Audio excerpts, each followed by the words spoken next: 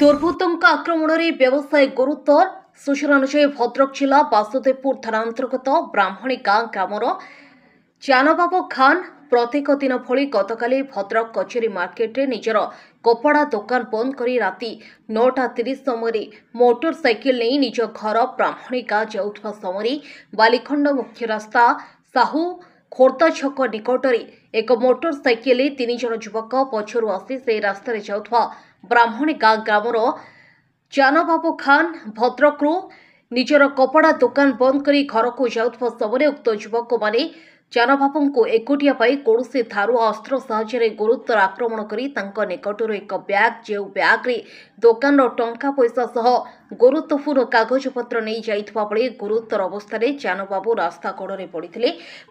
ପରେ କୌଣସି ବ୍ୟକ୍ତି ଏହା ଦେଖି ଗୁରୁତର ବ୍ୟକ୍ତିଙ୍କ ପରିବାର ଲୋକମାନଙ୍କୁ ଜଣାଇବା ପରେ ପରିବାର ଲୋକମାନେ ଉକ୍ତ ସ୍ଥାନରେ ପହଞ୍ଚି ଗୁରୁତର ଅବସ୍ଥାରେ ଚାନବାବୁଙ୍କୁ ଉଦ୍ଧାର କରି ଭଦ୍ରକ ଜିଲ୍ଲା ମୁଖ୍ୟ ଚିକିତ୍ସାଳୟକୁ ଆଣି ଚିକିତ୍ସା ପାଇଁ ଭର୍ତ୍ତି କରିଥିବା ସହିତ ଏନେଇ ଥାନାରେ ଏକ ଲିଖିତ ଅଭିଯୋଗ କରିଥିବାର ଦେଖିବାକୁ ମିଳିଛି।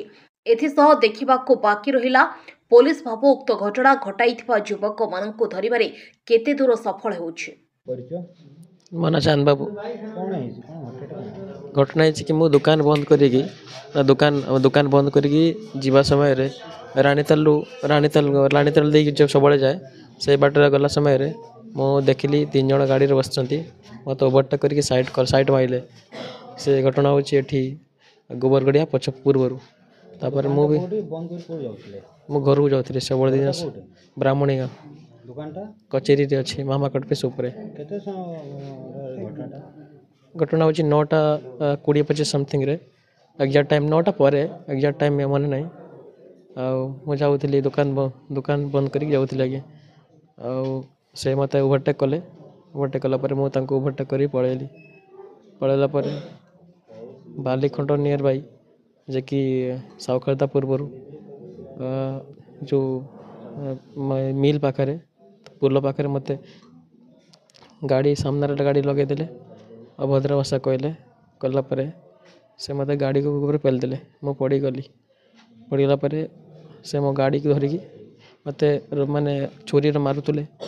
ମୋତେ ଫିଲ୍ ହେଉଥିଲାଣି ସେତେବେଳେ ଛୁରୀରେ ମାନେ ମାରୁଥିଲେ ମୋତେ। ମୁଁ ମୋଟା ତିନିଟା ଜ୍ୟାକେଟ୍ ପିନ୍ଧିଥିଲି।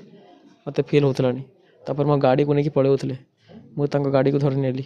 ଦୌଡ଼ିକି ଯାଇକି ପାଟି କରୁଥାଏ କିଏ ଶୁଣୁନଥାନ୍ତି। ତାପରେ ମୁଁ ଗାଡ଼ିକୁ ଯାଇକି ଧରି ନେଲା ପରେ ସେମାନେ ମୋ ଗାଡ଼ିକୁ ଛାଡ଼ିଦେଲେ। ଆଗରେ ଯାଇକି ଗାଡ଼ିକୁ ପକେଇ ଦେଇକି ପଳେଇଲେ। ମୁଁ ତାଙ୍କୁ ଗାଡ଼ିର ଚାବି ଖୋଲିବା ପାଇଁ କୋସିଶ କରୁଥିଲି। ସେମାନେ ଛୁରୀ ପେଲୁ ଚାଲୁଥିଲେ। ଅବଶ୍ୟ ମୋତେ ଲାଗୁଥିଲାଣି 3-4 ଜାଗା ଲାଗିଛି। ଆଉ ଗଲା ପରେ ସେ ମୋ ଗାଡ଼ି ଛାଡ଼ି ଦେଇ ପଳେଇଲେ। ସେଇଠୁ ମୋ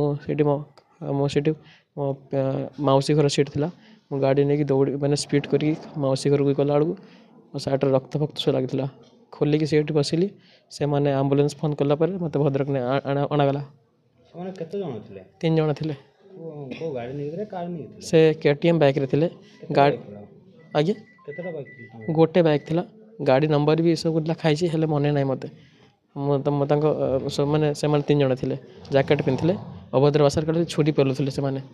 ଅବଶ୍ୟ ସେ ହେଲମେଟ୍ ପିନ୍ଧିନଥିଲେ। ହେଲମେଟ୍ ଖୋଲା ଥିଲା ତାଙ୍କର। ଗାଡ଼ି ନମ୍ବର ମନେ ଅଛି? ନା ମନେ ନାହିଁ। ତା ବିଷୟରେ ଆପଣ ଥାନାରେ ଜଣାଇଛନ୍ତି? ନା ଜଣାଇ ନାହିଁ। ମୋତେ ଏଇ ଭଦ୍ରକ ଅଣାଗଲା। ମୁଁ ଥାନାକୁ ଜଣାଇନି ଆଜ୍ଞା।